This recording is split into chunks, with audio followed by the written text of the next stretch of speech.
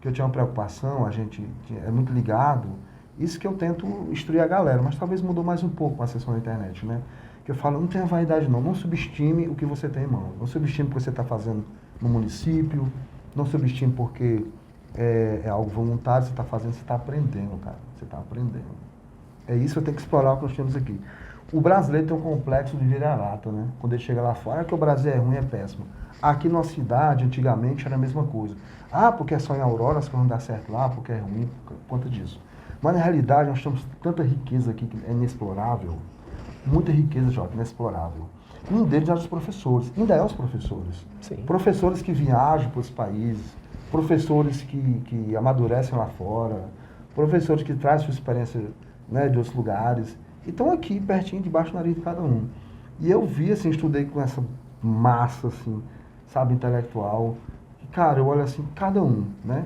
E tive professor de história, já no Monsenhor, aqui em memória, que eu gosto muito dela, eu sempre fui de quando eu aprendi a falar mesmo, para dizer assim, igual um tagarela, eu era tímido, né? Quando eu digo aprendi a falar, que eu saí soltando o verbo. Eu falava em sala de aula pra caramba, achava monótono, cara. Achava muito monótono as aulas de matemática, e é um curso brilhante, cara. Curso brilhante. Inclusive tem uma professora aqui em Aurora, cara, que eu acho que ela vai se destacar muito, cara. Muito. Muito mesmo. Essa menina deve ter buscar um olhar para ela, cara. Diga o nome, rapaz. Posso falar? Pode. A professora, não sei se eu vou falar o nome correto, é Denilza. É uma professora de matemática. É Denilza, eu até peço perdão porque eu não lembro o certo nome dela. É uma jovem professora de matemática, cara. Muito estudiosa. Que massa. Essa menina, ela vai se destacar mundo afora. Se ela continuar com as pesquisas, os estudos dela, vai ser, quiçá, uma das melhores professoras aqui. Que bacana. Sim, matemática. Que bacana. E daí eu tive toda essa influência, né? Então, Jota, eu acho que eu não tive muita dificuldade, a não ser meu problema de visão. E eu tinha TDAH, cara. Eu tinha muito TDAH. Ainda tinha isso, né? Pois é, cara. Pois é. Eu me identifico contigo porque eu tenho TDAH, né, velho? Eu tenho TDAH, fui diagnosticado muito cedo com TDAH. Pô, que bom, cara. E aí, o tempo foi passando, porque assim, tem uma parte boa e tem uma parte ruim. Qual é a parte boa se ser diagnosticado com TDAH? Cedo, né, o tratamento. Mas no meu caso, no seu caso, não tinha tratamento. Não tinha, cara. Não tinha Era tratamento. considerado uma palavra muito pesada para falar aqui. Pois é. Mas E aí o que acontece? O TDAH, ele só vai ter tratamento, ele só vai ser reconhecido com diagnóstico, etc e tal. Já agora, final de 90 para cá, é que a galera vem compreender, entender, isso é um estudo muito novo. Exatamente. O TDAH. Exatamente. E aí nós estávamos ali, você falando sobre subversão, sobre rebeldia e etc. Eu me identificando muito com isso, né? Porque eu sempre estive ali meio fora da caixa, meio fora da curva. E quantas vezes eu não parei para dizer, porra, por que é mim que eu tô aqui, velho? Sabe? Você fica impaciente, né? O que eu tô fazendo aqui? Sabe?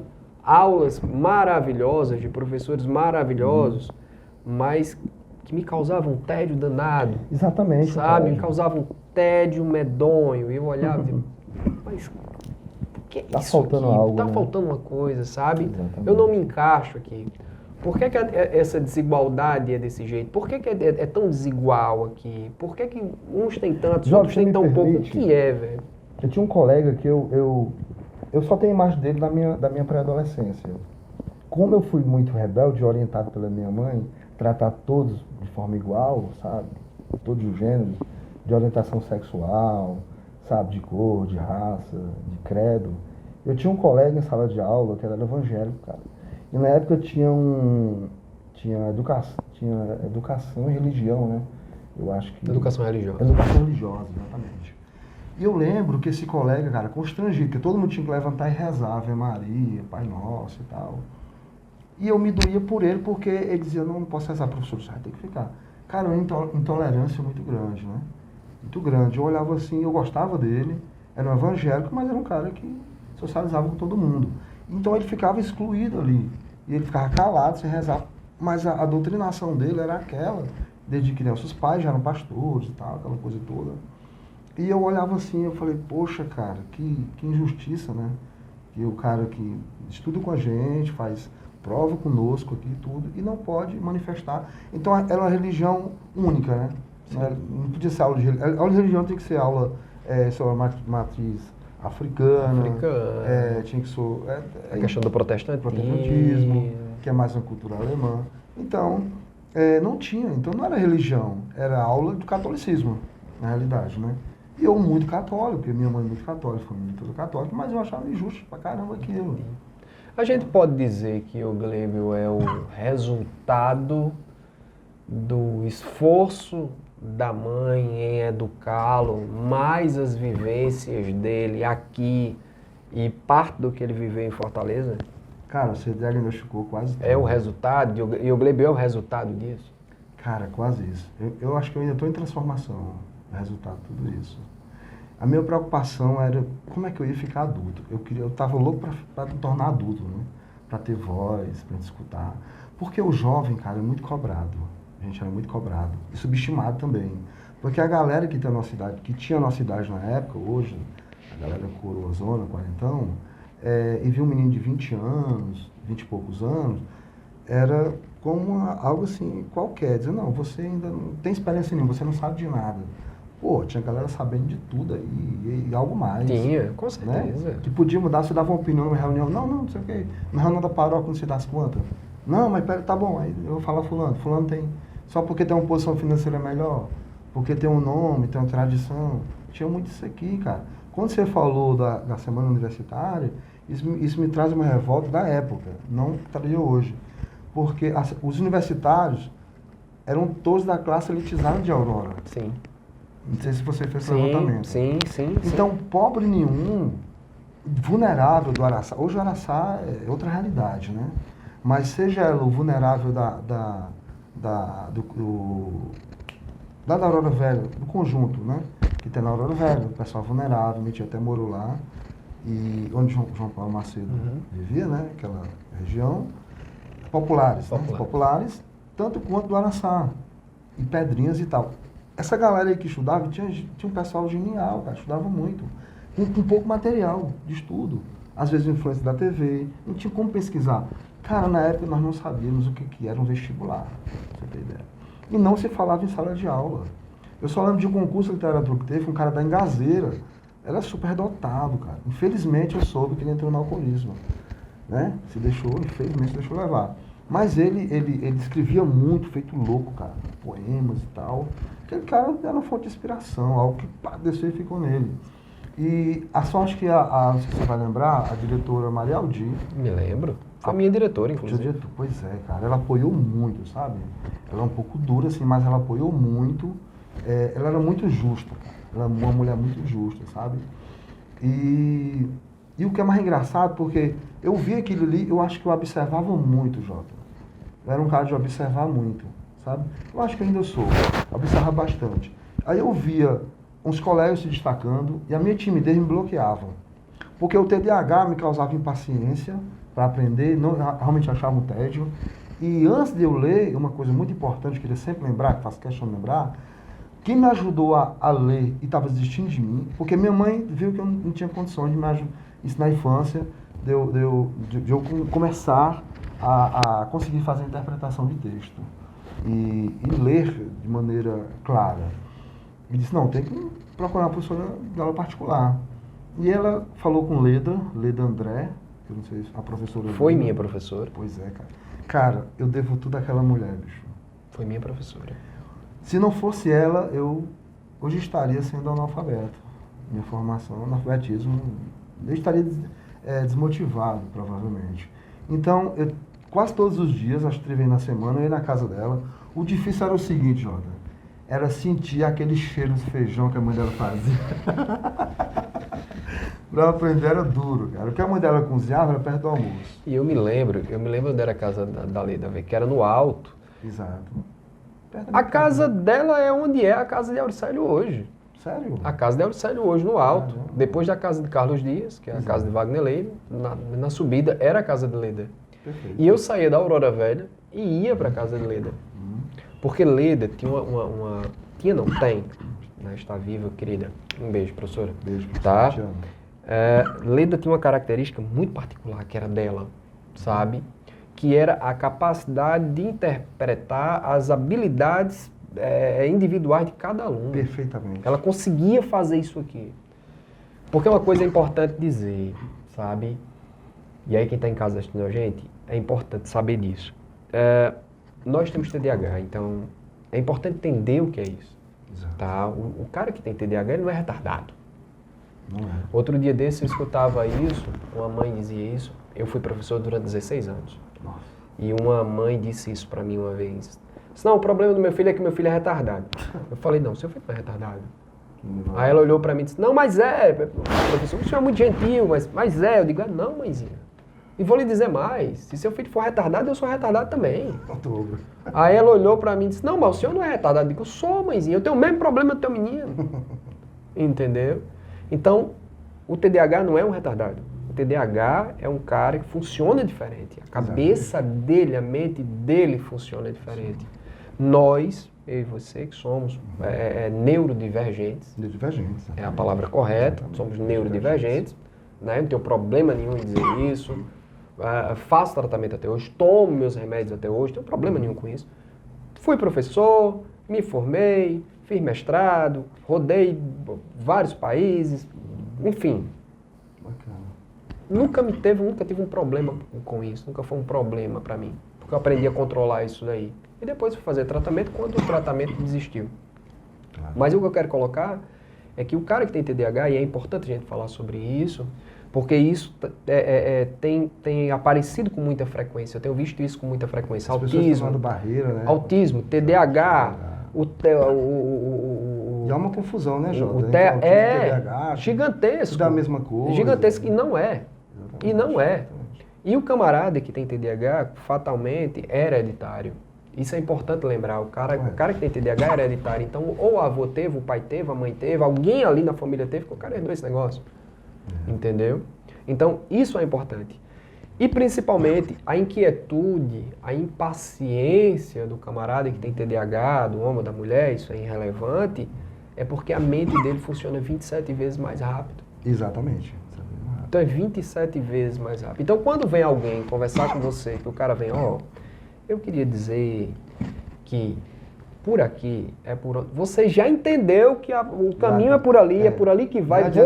Só que a sua mente, ela entendeu que o cara vai falar que é por aqui que o caminho, que a água vai correr. Só que a sua mente já pensou, e se ela correr por aqui, por aqui, por aqui, por aqui? Mas se ela vier ao invés de por aqui, ela vier por aqui. Exatamente. E se ela não vier por cima, ela vier por baixo? A sua mente já está aí, enquanto o cara está tentando lhe dizer que a água vai vir por esse caminho. Genau. Então, sua mente funciona 27 vezes mais rápido. Nós temos um problema grave. Qual é? Nós ficamos cansados. Exato.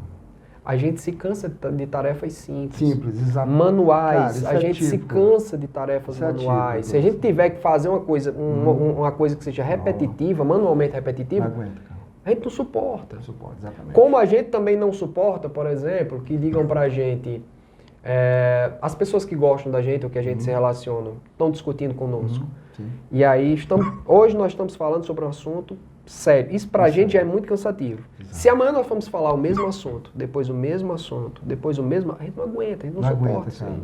Não, isso é verdade.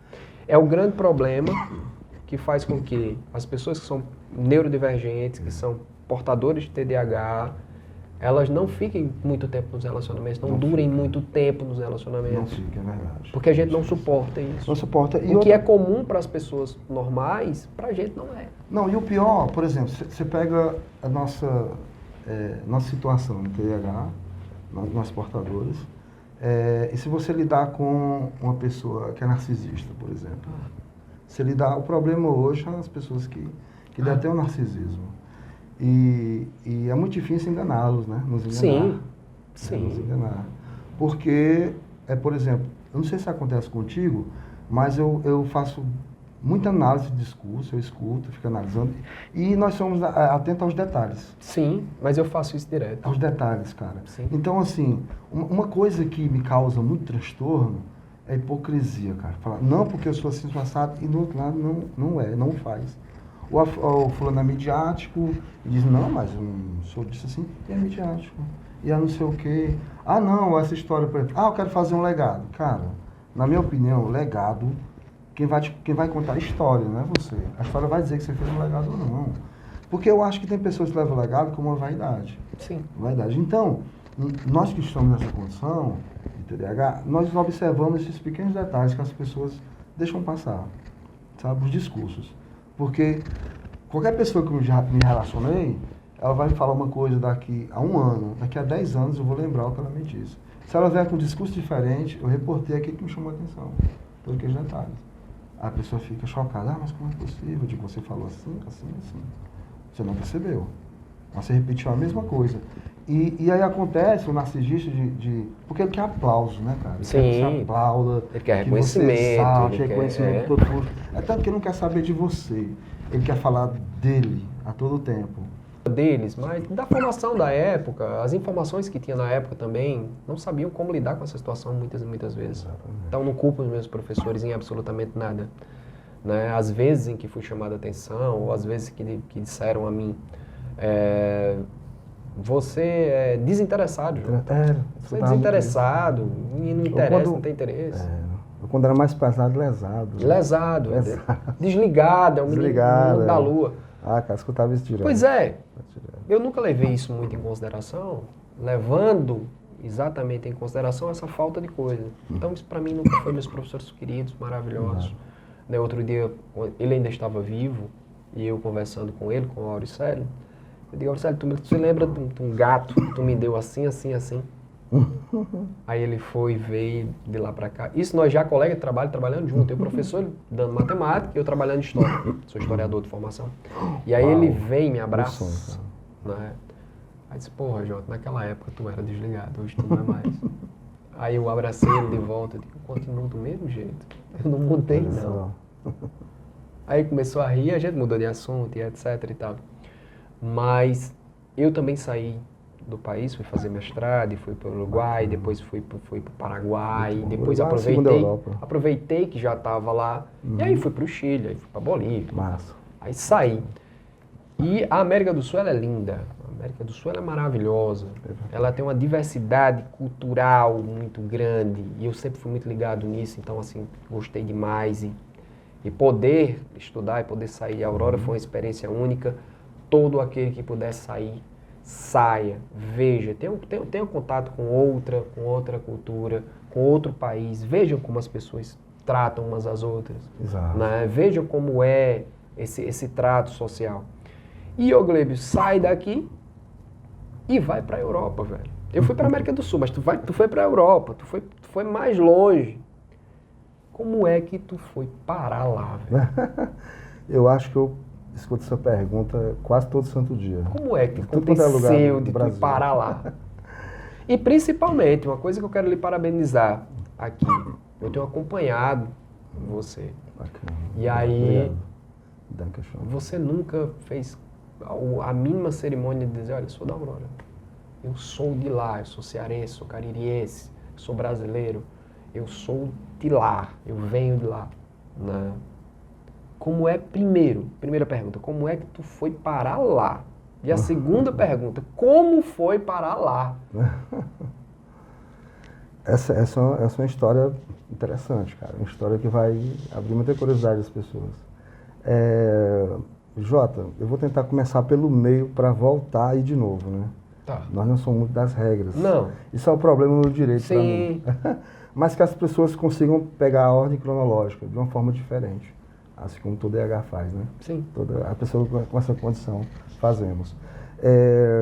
Jota,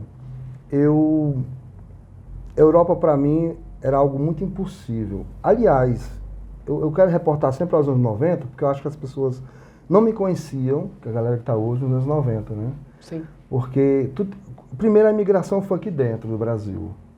Migração Fortaleza, passei uma época rápida em São Paulo, aí São Paulo, aí uma volta em Brasília, daí migrei para Londrina, no Paraná. Lá em Londrina foi onde eu conheci uma amiga minha, que disse, e eu falava assim, ela via que eu gostava de estudar, que eu estava sempre pensando em grandes projetos, tal. Ela falou, o que você está fazendo aqui no Brasil? Eu digo, não, porque eu penso, tá, fazer mestrado. E eu, com essa veia familiar que tem da educação, e inspirado pela minha mãe, e pelas tias da minha mãe também, que são professoras, eu pensava, puxa vida, eu tenho que dar aula, cara. E, na realidade, eu sempre quis dar aula aqui. Só que minha mãe falava, eu corrigia a prova com ela, ela dizia, não, não dá certo não, porque se você for dar aula para os alunos, você vai se estapear com eles. Vai trocar montápua com os alunos, porque ela via que eu discordava dos meus irmãos, né? Então, a Europa, quando eu decidi ir para a Europa, eu comecei por Portugal, né? Comecei em Portugal, só fazer mestrado lá por conta da língua, vai me ajudar, e eu tenho esse apoio dessa amiga. Mas, na realidade, ela disse, você vai ter todo apoio e tal. Só que ela largou lá, ó, se vire. Eu falei, pô, cara. E foi algo muito impressionante a minha vida, cara. Porque se eu imaginar um negócio, idealizar, vai tudo diferente. Prá, a roda gigante, é um caos, assim. Mas é um caos no bom sentido. Não é destruidor. Depois eu vou entender o porquê daquele cálculo, né? Por isso que eu estava falando daquela professora de matemática, aquela menina é gênia. Já vou lembrar do nome dela certinho. Porque ela está sempre publicando cálculos. Eu lembro muito do que eu planejo, né? Eu acompanho nas redes sociais, no Instagram. E eu comecei, Jota, a pensar assim, vou para Portugal, termino meu mestrado e vazo embora, volto para o Brasil. Porque eu não estava apto ainda a viver na Europa, né? Falar, não tinha. Porque ninguém tinha esclarecido, eu nunca tinha viajado. Porque uma coisa, Jota, é você viajar como turista. Sim. O turismo, ele te dá só uns recortes. Cara, você está deixando dinheiro lá. É só isso. Você deixa o dinheiro lá. E o cara vai te receber super bem. Imagina, é dever nosso aqui também. Chegar alguém a Aurora, você vai para os balneários. Você fala, porra, Aurora é o lugar mais lindo. E é lindo, né? A nossa cidade é muito linda. Sim, claro, isso aí é inegável. Uma cidade agradável e linda. Mas quem batalha só em Aurora sabe como é duro lidar com pessoas que pensam diferente, lidar com gente que, por uma questão de orgulho, debate o seu confronta o seu trabalho, e você tem que ver todo dia aquela pessoa, né? Aqui em uma cidade como a nossa, pequena. E eu pensei, eu vou chegar na Europa e vou voltar. Não tinha informação do que era a Europa. E quando você vai como turista, você só tem esses recortes mesmo e pensa, acha que conhece a Europa. Não, você não conhece a Europa. Quem vai turistar não conhece a Europa. Você visita a Europa, é diferente. É uma visita. Conhecer, meu amigo, acordar no horário que o alemão acorda, acordar no horário e sair, pegar trânsito e escutar coisas chatas, coisas alegres, todo santo dia. Ali é viver, conhece. Agora, quem passeou um dia, uma semana, 3 semanas, 4 semanas, 5, seja lá como for, é passeio normal. É bom, é ótimo, aconselho. Mas não conhece a Europa. Você visita a Europa, é diferente. Né? Uma correção que eu quero sempre deixar para as pessoas. Então, quando eu fui para Portugal, eu ia estudar em Lisboa, na Universidade Lusíada, a universidade que aceitou meu projeto e tudo, e estava tudo certinho. Quando eu cheguei lá, eu cheguei antes do período de matrícula, antes de iniciar as aulas e tal, e tinha um período de correção de matrícula, aquela coisa que é completamente diferente daqui, cara, completamente diferente. Quando eu cheguei, eu comprei a passagem que era mais barata para o Porto, Portugal, e de lá eu segui para Lisboa. Eu tenho um amigo meu em Cascais, um português, que disse, pá, vem para cá, fica em casa e tal e tal. E aí disse, não, mas eu passei uma semana no Porto, por conta da minha passagem, e eu segui para Lisboa. Quando eu cheguei no Porto, cara, sem conhecer nada e ninguém, bicho, quando eu desci no aeroporto, que é pequenininho, aeroporto Francisco Sá Carneiro, pequenininho, cara, uma coisa bem, tudo organizadinho, tudo assim, é outro mundo. Cheguei no Porto, cara, senti aquela energia assim, massa, cara, cultura, pá, nas ruas, aquela curva do século XVI, aí misturado algo novo assim, design novo com antigo, e tal, as ruazinhas de pedra, cervejinha, a galera tomando cervejinha, uma coisa assim, os bistrô, uma night, uma vibe, eu olhei assim, arte não sei aonde, teatro não sei aonde, eu falei, pô, me arrepiei. Aí eu Você falei, teve, claro, eu vou interromper, só para fazer uma pergunta, você teve, por acaso, a mesma sensação que eu tive? Qual foi a sensação que eu tive quando eu saí daqui, eu chego no Uruguai, que eu me deparo com um outro cenário, com uma outra situação, que eu olho, que eu vejo o centro histórico, que eu tô ali, que eu tô andando, que eu tô ali no meio daquela coisa, o sentimento de pertença. Ah, Você olha assim, você diz, cara, eu já tive aqui. exatamente. Eu tive aqui, eu só não me lembro que eu tive, É, mas eu já que eu tive aqui. Em alguma encarnação eu já passei Eu por já aqui. tive aqui. Já por aqui. Cara, e o Porto, o pessoal é muito caloroso, cara. O portenho, e ao mesmo tempo brabo, sabe? Mas aí foi depois, né, que eu fui entender. Aí o que é que eu pensei? Eu falei, cara, não quero sair daqui não. Pô, mandei e-mail, que lá tudo era e-mail. Mandei e-mail para a Lusíada, para a universidade. Disse, olha, eu quero transferir o meu curso para o Porto. Ah, mas eu tenho matrícula, não sei o quê. Colocar dificuldade, pelo amor de Deus, preciso. Papá. Justifica outra coisa lá, eles transferiram. Aí eu consegui fazer a matrícula para a Lusíada, em Porto, e daí eu comecei o mestrado lá. Meu irmão, aí foi pau. A vida acadêmica lá foi pauleira. Porque era outro nível de educação. E eu estava, quando eu fiz em processo tributário, eu estava com um projeto para levar para Brasília, para reduzir ou extinguir os pedágios no Paraná. Que esse era o meu projeto.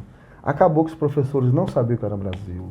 Não tinha ideia de pedágio do Brasil, como é que era, das condições tributárias. E eu estudei feito louco, né? E é diferente, cara. A escrita é diferente. Eu levei pau assim de professor, olha, você não está no Brasil, estás em Portugal, não estás mais no Brasil, tem que se escrever igual aqui. Cara, eu mudava tudo. Deixa eu lembrar, cara, um fato inusitado agora, que eu escrevi, ela sempre corrigia. Não tinha muita... Era uma diferença enorme, sabe? Mas daqui a pouco eu lembro. E a gente tinha que fazer a legislação...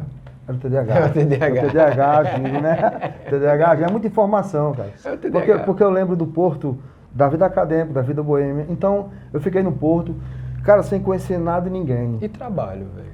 Cara, foi o seguinte, eu levei uma reserva, eu digo, vamos preparar, levei uma reserva. Eu fui assim, passei uns 2 meses de férias praticamente lá no Porto. Cara, eu conheci a vida do Porto todinho.